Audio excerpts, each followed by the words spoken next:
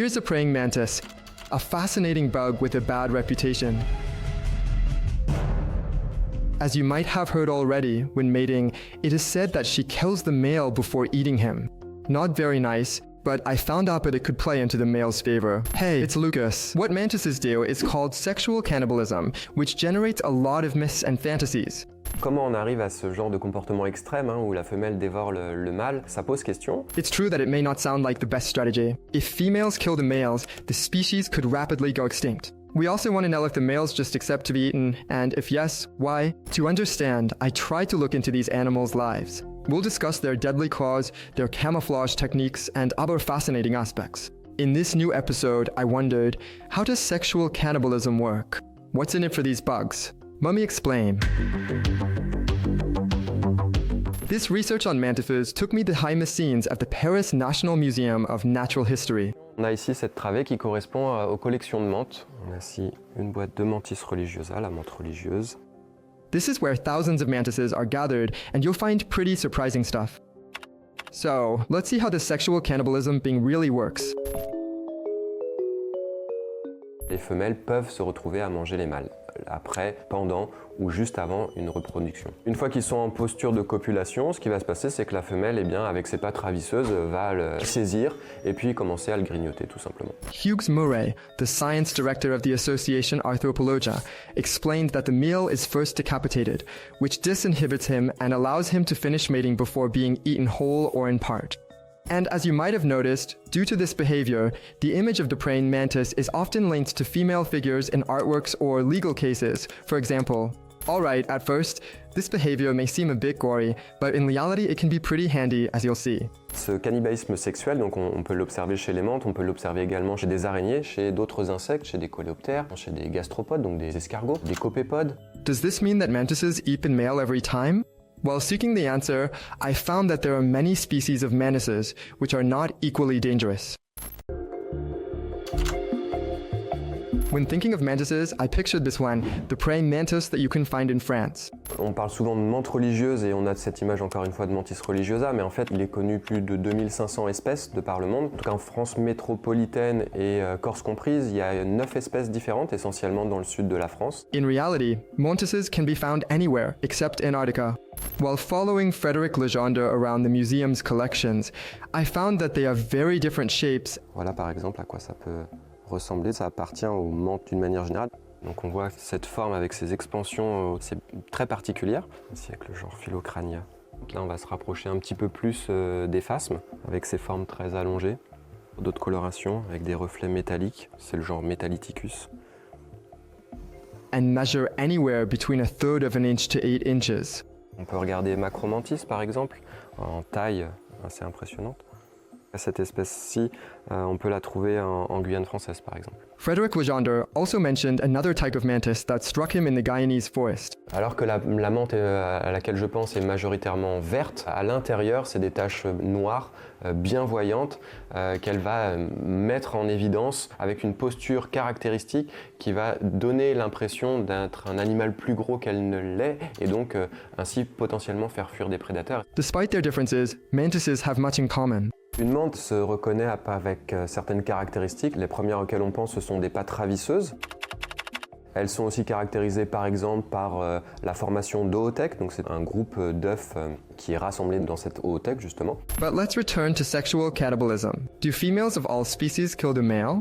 Actually, a 2018 scientific paper shows it's quite rare in most species. Back in 1992, a scientist tried to count them. Il y avait seulement, de mémoire, 16 espèces qui étaient listées, avec beaucoup d'observations en captivité, pas forcément sur le terrain, ce qui fait qu'il y a probablement plus d'espèces qui réalisent ce comportement, même si on double ce chiffre, ça représente une infime minorité chez qui ça a été réellement documenté en tout cas. For these species, does the female always eat the male? Let's look at how often sexual cannibalism happens in the praying mantis we find in Europe and the Australian mantis. Females eat males in about 1 of every 3 matings on average. For the Myomantis Kaffir mantis from South Africa, it's almost 2 out of 3 times. And that's one of the highest natural cannibalism rates in nature. Ça pose question sur le plan de l'évolution, de comment ce genre de comportement a pu être sélectionné au cours de l'évolution. Et c'est un sujet de recherche actuel pour différentes personnes. So why is that? Why do some mantises do that? What's the point? In elementary school, someone brought a mantis for us to examine. It had seemed both fascinating and a bit aggressive back then. And according to Frederick Legendre, it's one of the theories that could explain females killing the males. En anglais, c'est du spillover, donc une sorte de débordement, d'excès d'agressivité. On peut comprendre que cette agressivité soit sélectionnée chez les mantes puisque ce sont des insectes prédateurs. Indeed, unlike other bugs, mantises are predators, hunters, even attacking animals bigger than themselves, like lizards. To aid their predations, they rely on several traits. Some mantises take advantage of looking like twigs, leaves, or even flowers. I mean, that's wild if you ask me. Les mantes fleurs vont être un peu camouflées sur une fleur justement, et puis donc vont réaliser une chasse à l'affût tout simplement. Mais on a aussi des espèces qui vont réaliser une chasse de course, où elles vont donc courir après les proies qu'elles souhaitent capturer. Mantises also rely on their sharp eyes, nimble strikes, and impressive grabby legs.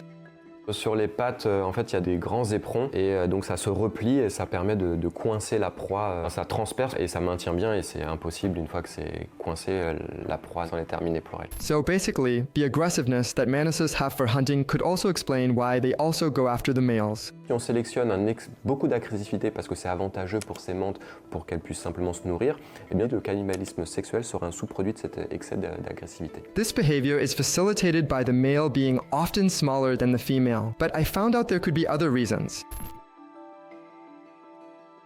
Besides aggressiveness, there are at least 3 other theories, according to Frederick Legendre. The first one is that males could serve as sustenance for females. Imaginons une espèce pour laquelle il y a beaucoup de mâles à disposition alors que les ressources pour se nourrir sont relativement limitées. Mais dans ces cas-là, ça peut être sélectionné, ça peut être avantageux de considérer le mâle comme un repas plutôt que comme un partenaire sexuel. Et dans ces cas-là, le cannibalisme sexuel pourrait être sélectionné au cours de l'évolution. With this Australian mantis, scientists found that the female never eats the male if she's already eaten.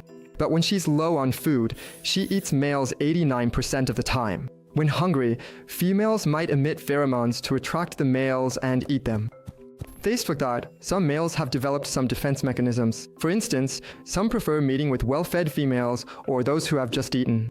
Others approach the female more cautiously if she seems hungry. Remember the Myomantis scapra, the mantis that ate males 2 out of 3 times? What's even more fascinating is that she often eats him before the mating occurs. And it doesn't necessarily threaten the species' livelihood since these females can reproduce by themselves. Faced with this, males mantises have developed aggressiveness and attack techniques for mating. This chart shows that when males face females, they mate more than when they don't fight. So when they manage to catch the females, they're less likely to be eaten than if females catch them. The second theory suggests that it's a method to select the best males, in a sense. L'idée derrière, c'est simplement, si le mâle possède des caractéristiques avantageuses pour la femelle, eh bien alors le mâle va pouvoir se reproduire. S'il n'a pas ces caractéristiques, eh bien il peut risquer d'être cannibalisé. What amazed me is that, according to the latest theory, this cannibalism might actually benefit both the female and the male. Indeed, according to Frederick Legendre, cannibalism could be a way for a male to invest in his offspring. To understand this, observe this chart. Notice the praying mantis lays more eggs when she's eaten the male than when she hasn't. Another study shows that sexual cannibalism could boost female reproductive performance by up to 40%. Clearly, if the male gets eaten before mating, this theory doesn't hold. Cette hypothèse va faire sens, en tout cas, du point de vue du mâle, si jamais il n'avait pas possibilité de se reproduire une seconde fois, par exemple. On pourrait comprendre dans ces cas-là que ça pourrait être sélectionné, que se faire manger, ça va être un gain de nourriture pour la femelle qu'il vient de féconder, et donc ce gain de nourriture va permettre à la femelle d'augmenter ses chances de survie, d'avoir une progéniture nombreuse, etc. Donc c'est dans ce sens-là, avec cette hypothèse-là, on peut comprendre que oui, dans certaines conditions, ça peut être avantageux également pour le mâle de se faire manger.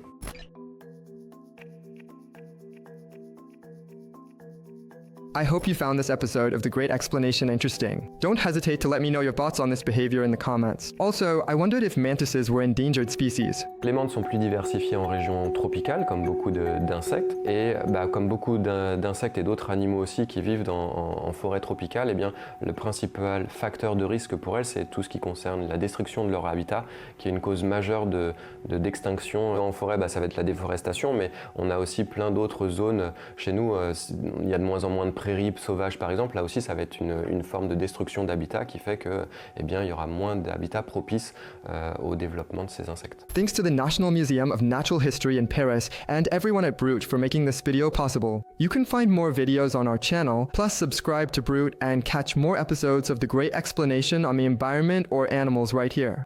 And for another episode, I'll catch you next week.